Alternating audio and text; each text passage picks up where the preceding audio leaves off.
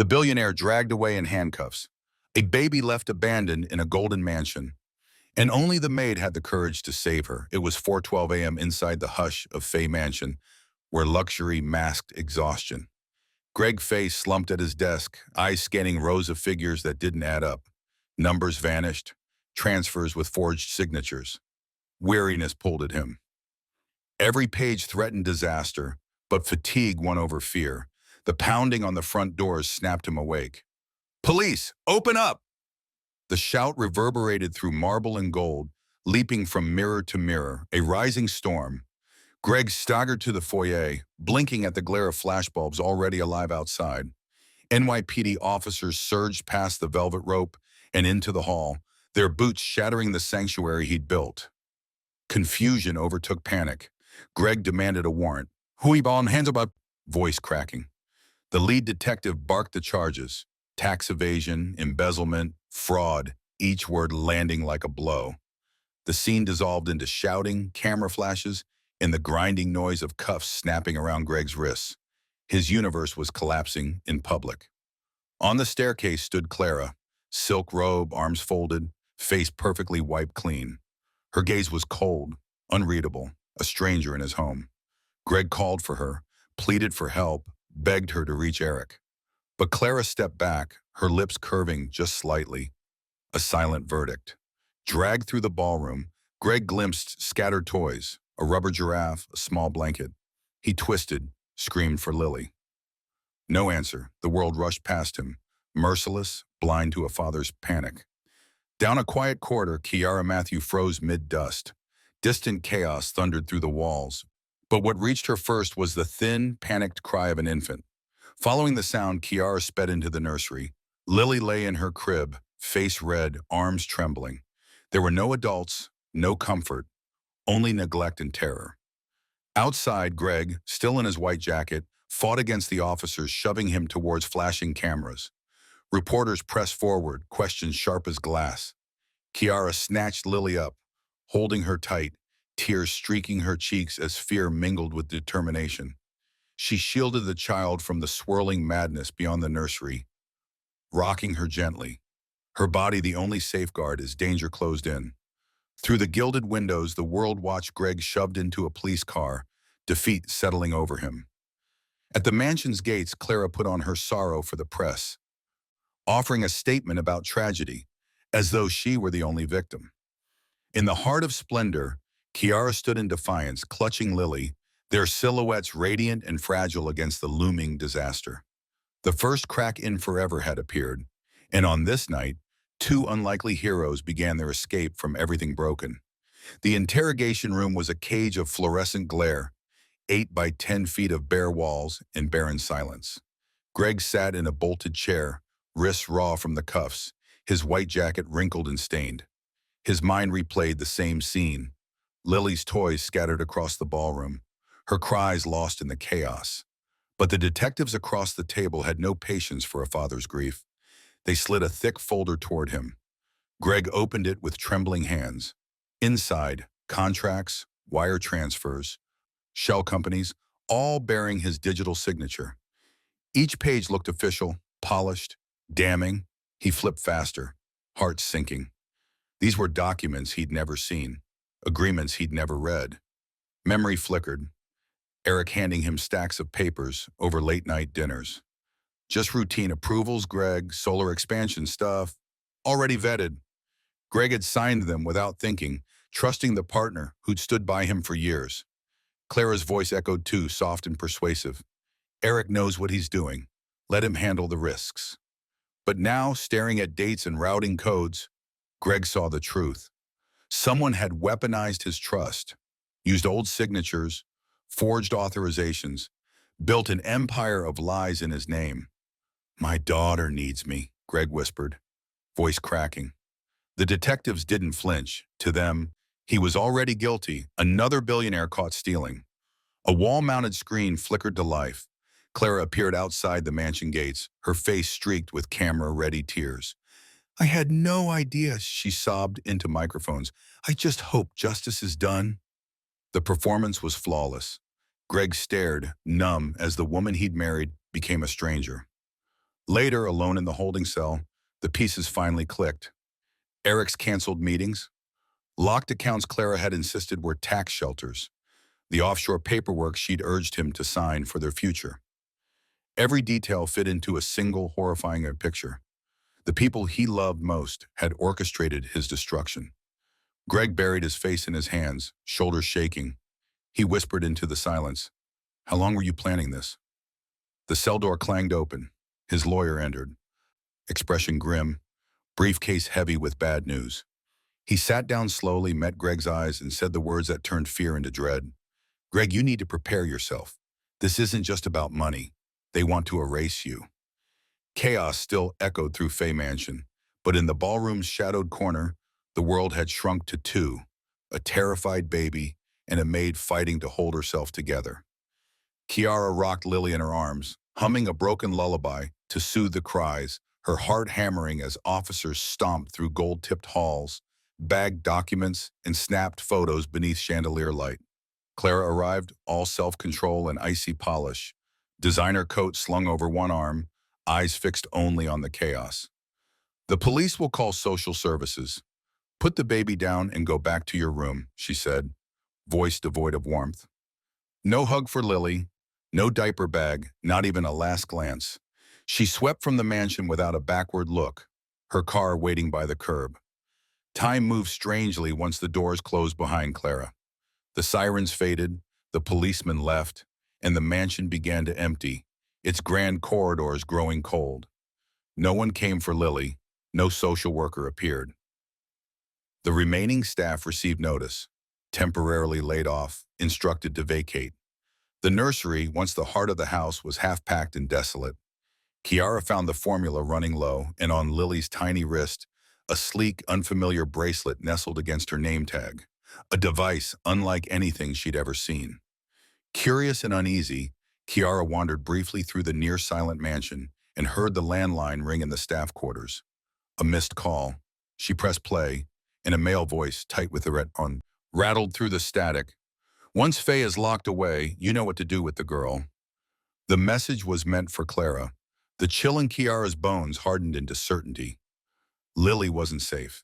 Every lesson about keeping her place and minding her boundaries collapsed, replaced by a purpose fiercer than fear. She could not leave Lily here. She stuffed baby clothes, the last of the formula, and the strange bracelet device into her old canvas bag. With trembling hands, she clipped Lily's blanket tight and whispered, "I've got you, sweetheart. I'm not leaving." Before dawn, Kiara slipped from the kitchen to the side entrance, keeping to the shadows as she clutched Lily against her chest. The air was ice on her skin, panic coiling in her stomach as she crossed the rain-slicked stones outside. She paused at the gates, heart stuttering, the golden mansion looming behind her, a palace of betrayal that would not have her loyalty any longer. She stepped out into the empty drive, fighting both dread and the impossible hope that she could save them both. The sky was paling above her escape, and for the first time that night, the world belonged to Kiara and the child she refused to abandon. Days blurred behind concrete and steel. Greg's bail was denied, the charges too severe for mercy. The routine at county jail was stark, each hour marked by the echo of cell doors, each stare balancing suspicion and disdain. Some inmates recognized him from the news broadcasts, whispering "rich thief" as he passed in the corridors. Most kept their distance. One older man, his posture battered by years, murmured to Greg one morning, "Someone did you dirty. You can see it in your eyes." Greg held on to those words, the only crack in a wall of shame. Visits, tightly controlled, under watchful guards, became the beacon of hope. He sat in the sterile, humming light of the visiting room, wrists still sore from the arrest. His lawyer arrived, grave as ever, lips pressed into a line that spelled disaster. The update was brutal. Clara had moved a massive sum offshore the night before the raid, perfectly timed to vanish with Greg's reputation. Erick wasn't responding to calls, suddenly away on business. Clara had filed for legal separation, erasing any last shred of family loyalty in a single document. Greg barely heard the next part, a neighbor's report that Lily had been left alone for hours after his arrest. Police logs confirmed it. Clara departed the mansion with Erick, but the baby had stayed behind. Greg's world reeled, every defense torn away, his heart clawing for hope. But then, a staff member, Kiara Matthew, was seen leaving with Lily. She left before social services arrived. Greg considered this.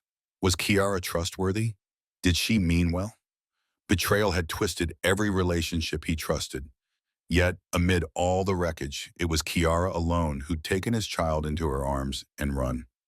That night, in the blank silence of his cell block, Greg finally broke. He saw the truth.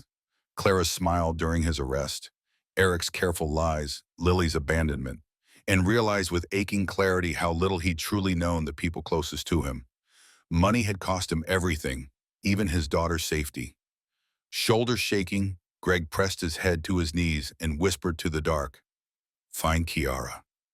Protect my daughter, no matter what happens to me." The plea fused hope and despair, the only prayer left for a father who'd lost everything but his child.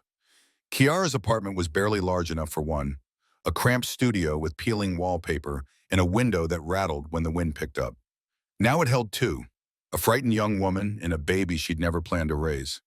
Formula stains marked the counter, sleepless nights carved shadows under Kiara's eyes, and every creak in the hall sent panic racing through her chest. She kept the TV on low, desperate for news, but terrified of what she'd see. Then her own face appeared. Grainy footage from the mansion, Kiara clutching Lily while Greg was dragged away. News anchors speculated, mystery woman with the baby, staff member or accomplice. The labels stung, but worse was the exposure. Now they knew what she looked like. The knock came on the third night. Two men in cheap suits, badges flashed quickly. "Child Services, we need to speak with you about Lily Fey." Their voices were smooth, but their questions felt wrong. They asked about the bracelet device, anything Greg Fey might have given the baby, their eyes scanning the room with predatory focus. Then one slipped. "Erick wants to make sure the child is safe." Kiara's blood froze. Child Services wouldn't mention Erick by name. These men weren't from the state at all. She forced a smile, kept her voice steady. "Lily's with a neighbor. I can bring her tomorrow." The men exchanged glances, nodded slowly, and left. Kiara waited 30 seconds, then grabbed Lily, her bag, and the strange bracelet, and bolted down the fire escape. The metal stairs groaned under her weight, the night air biting her skin as she ran. By morning, Clara had filed a police complaint. Kidnapping. Kiara's face was broadcast across local news as a fugitive. The accusation was a weapon, perfectly timed to turn every officer, every stranger, into a potential threat. On the run, Kiara deleted her social media, paid cash at a dingy motel on the city's edge, and considered surrender. Maybe the authorities would protect Lily, but then she remembered the voicemail, "You know what to do with the girl," and knew that handing Lily over might deliver her straight into Clara and Erick's hands. That night, Kiara boarded a late-night bus heading out of the city, Lily bundled against her chest, the mysterious bracelet hidden in her coat. The bus rumbled into darkness, carrying them away from everything familiar. She whispered to Lily, "I don't know where we're going, sweetheart, but I won't let them have you." On the bus, the world blurred past Kiara's window. Lily's temperature burned against her shoulder, worry mounting with every mile. In the small town where they stopped, Kiara found a walk-in clinic. Her nerves frayed as she waited for a nurse's hushed diagnosis and accepted a bottle of feverish medicine. Luck held only long enough for Lily's breathing to steady. Fear, Kiara realized, would linger much longer. In the clinic's lobby, the television droned. Kidnapping Maid on the run. Kiara's own face flickered in the corner of the news report, but a different voice cut through the static. Ariana Cole, a journalist, questioning the simple narrative. Why would a kidnapper rescue a baby from chaos if she could disappear beforehand? Ariana's doubt offered Kiara a sliver of hope. Desperation outweighed caution. Kiara dialed Ariana's tip line from a payphone outside the pharmacy. The conversation was brief, coded, urgent. Ariana agreed to meet, curiosity warring with skepticism as she arrived at a diner off the highway, recorder discreetly in hand. Kiara told her everything. Clara's cold command to abandon Lily, the strangers posing as child services, the menacing voicemail, and the odd, sleek bracelet, a device Ariana recognized as more than a toy. Together, they examined the bracelet as Ariana's network of financial tech sources confirmed its true nature. Biometric security, a digital key for Greg Fey's most protected accounts. Ariana's reporting instincts ignited. Over battered chips and coffee, she traced the financial trails, offshore transfers initiated by Clara and Erick, last-minute board votes, disgruntled employee emails. Her research uncovered forged documents in Greg's name, timed perfectly with Clara's siphoned assets and the NYPD raid. This is bigger than kidnapping, Ariana concluded. They built a trap and you walked off with the lock. She looked at Kiara, resolve hardening. If what you're saying is true, you're not the kidnapper. You're the only one guarding the lock everyone's trying to steal. They traded burner phone numbers, plans forming in secret. Ariana promised to prepare an expose that cut through Clara's lies and Erick's corporate shadow. For now, Kiara and Lily remained fugitives unless truth could outpace the forces chasing them. The diner's neon shimmered against the cold glass as two unlikely allies prepared to fight back. Starting with the secrets locked in a child's bracelet, Ariana's expose hit the airwaves like a shockwave. In a polished TV segment, she unveiled Clara and Erick's secret meetings and revealed a trail of suspicious transfers. Her work established a timeline that proved the media had been tipped off before Greg's arrest, planting doubts about the case's integrity and Greg's supposed guilt. The public response was instant and viral. Social media erupted in outrage, and #FreeGreg trended for days as strangers began to dig for deeper truths. Inside the prison's dull rec room, Greg watched the news from a battered metal bench, hope and guilt churning together. He saw footage of Ariana's report and felt the steady surge of doubt ripple through the public, a surge that forced the DA to take notice and moved his own lawyer to petition for a new review. Greg's relief was bitter, knowing his own failure to see through Erick had put everyone he loved in jeopardy. A world-away fear was tightening around Kiara and Lily. Erick, learning that Ariana was close to exposing him, reacted with desperation. Hired men, armed with burner numbers and grainy CCTV grabs, began scouring motels and bus stations. Kiara, moving from shabby inn to sunless alley, stopped at a packed highway rest stop to buy more formula, never letting Lily or the mysterious bracelet out of her grasp. Inside the shop, a tall man's gaze locked on Lily's wrist, lingering too long. Another blocked the exit near the slot machines. Cold panic prickled Kiara's spine. She ducked into the restroom, heart pounding, then slipped out the side door and sprinted into a maze of parked trucks, clutching Lily as shouted threats echoed behind her. Each footstep was a countdown. A battered rig idled at the edge of the lot. Inside, a tired driver recognized Kiara's plight, having seen Ariana's broadcast and reading fear, not guilt, in her eyes. With barely a word, Kiara and Lily clambered into the safety of the dark cab. Later that night, Ariana's voice crackled over a burner phone. Law enforcement wanted cooperation. The only way to finally stop Erick was to use his obsession with the bracelet and Lily as bait. A trap was set in motion, promising confrontation and danger, but also offering Kiara and Greg their only path to justice and redemption. Ariana's coordination brought together federal agents, the DA, and a desperate plan. Greg, under armed escort, was moved to a secure command van, his role to witness, not interfere. The operation hinged on Kiara's courage. She would pose as desperate, ready to trade Lily and the bracelet for cash and freedom, sending word through channels certain to reach Erick. Kiara's hands trembled as she agreed. This was the only way to end the hunt and free Lily from the shadows.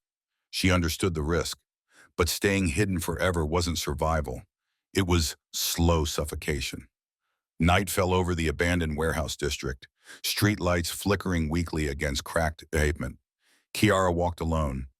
Lily nestled against her chest, a hidden mic transmitting every breath. SWAT officers crouched in darkness, weapons ready, waiting for the signal. Inside the command van, Greg stared at grainy monitors, his heart breaking with every step Kiara took toward danger. Erick emerged from the shadows, no longer the polished businessman, but a man unraveling. His eyes were wild, his movements jittery. He sneered at Kiara, spitting venom. Greg never deserved that kind of access.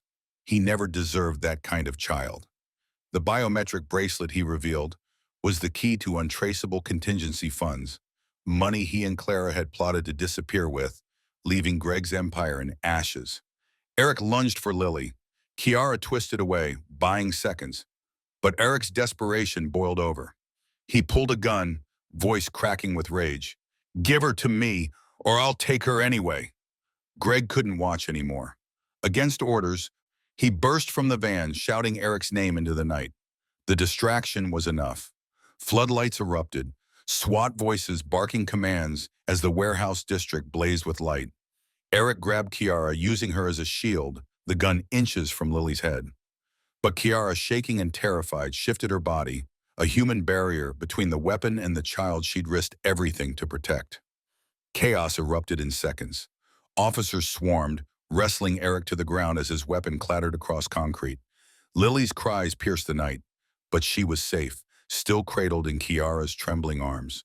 Greg reached them, hands shaking, tears streaming. He met Kiara's eyes, the young maid who'd become the guardian of his world. "Thank you," he whispered, voice breaking. "I'll never forget what you did for her, for us." In that moment, under harsh lights and fading sirens, two strangers bonded by trauma became something more. Family forged in fire. Weeks later, Erick's trial dominated every headline. Ariana testified with precision, laying bare the conspiracy that had destroyed Greg's life. Digital forensics confirmed the forged signatures, the time transfers, the calculated betrayal. The biometric bracelet, Lily's innocent accessory, became the linchpin, tying Erick's greed to his crimes. The judge's verdict was unforgiving: 30 years for fraud, conspiracy, and attempted kidnapping. Clara, exposed and stripped of every defense, faced her own reckoning. Charged with financial crimes and complicity, she signed away her parental rights, not out of love or remorse, but to bargain for leniency she barely deserved. Greg's exoneration came in a packed courtroom, the gallery erupting as the judge declared him innocent. Outside, no cameras awaited him this time. Only Kiara holding Lily in her arms, tears streaming as father and daughter were finally reunited. The Fey mansion reopened, but it was different now. The gilded excess faded, replaced by warmth and simplicity. Lavish parties gave way to quiet dinners. Most of the staff didn't return, but Kiara stayed, offered not just a room but a home, and a new role as Lily's official caretaker and co-guardian alongside Greg. Trust grew slowly, carefully. Greg watched Kiara and Lily together. The way the child reached for her in the mornings, the way Kiara's laughter softened the mansion's once cold halls. Bonds formed not from wealth or obligation, but from shared survival and love. One afternoon in the city park, sunlight filtering through autumn leaves, Greg turned to Kiara as Lily toddled ahead, chasing pigeons. "You were the only one who saw my daughter as more than a key or a pawn," he said quietly. "You saved her life when I couldn't." Kiara's eyes glistened. "I was terrified," she admitted. "There were moments I almost gave up.